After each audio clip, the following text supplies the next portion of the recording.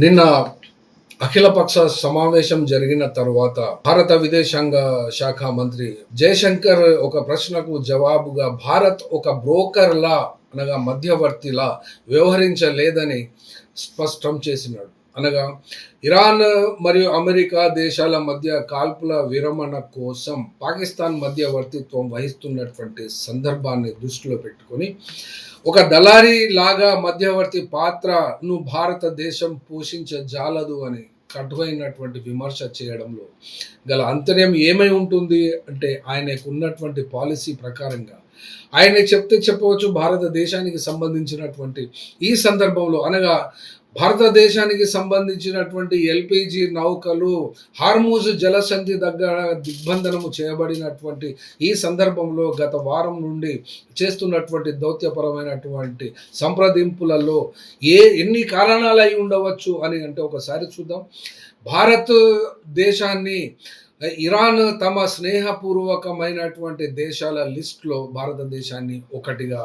చూడడం అనేది ఒక కారణం. అనగా ఫ్రెండ్లీ దేశాలు ఎన్ని వస్తున్నాయి, చైనా, రష్యా, పాకిస్తాన్, ఇండియా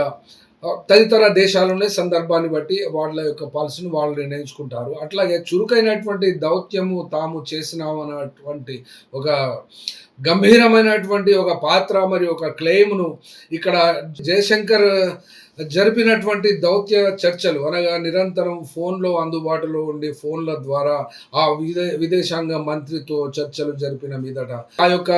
నౌకల్ని విడుదల చేయడం జరిగింది అనబడేటువంటి అంశం ప్రపంచానికి అంత తెలిసింది. అట్లాగే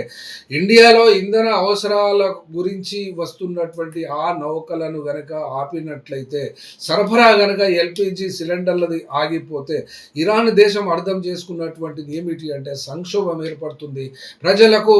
అసౌకర్యం కలుగుతుంది, భారతదేశ ప్రజలకు అసౌకర్యం కలగకుండా ఉండాలని చెప్పి ఆ దేశానికి చెందినటువంటి ఆ విదేశాంగ మంత్రి కూడా ఒక సందర్భంలో భారతదేశానికి సంబంధించిన నౌకల్ని విడుదల చేయడానికి గల కారణాలను ఒకటిగా చెప్పడం అయితే జరిగింది. మరొక అంశము కూడా ఇక్కడ ఉంది. భారతదేశము ఇరాన్ దేశాల యొక్క శత్రు దేశాల లిస్టులో భారతదేశం లేదు కాబట్టి తటస్థ విధానాన్ని భారతదేశం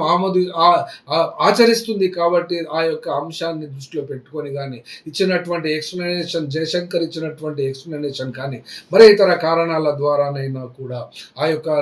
నౌకల్ని విడుదల చేయడం వలన ఎల్పిజి గ్యాస్ ఇప్పుడు 2 రోజులకు సరిపోయింది, కానీ వచ్చేటువంటి రోజులలో ఎన్నిసార్లు జయశంకర్ ఎన్ని ఫోన్లు చేయాలి, ఎన్నిసార్లు మరి అక్కడికి ఇజ్రాయెల్కు పోవాల్సి వస్తుందో వచ్చే టైం మాత్రమే ఇది చెప్పగలుగుతుంది.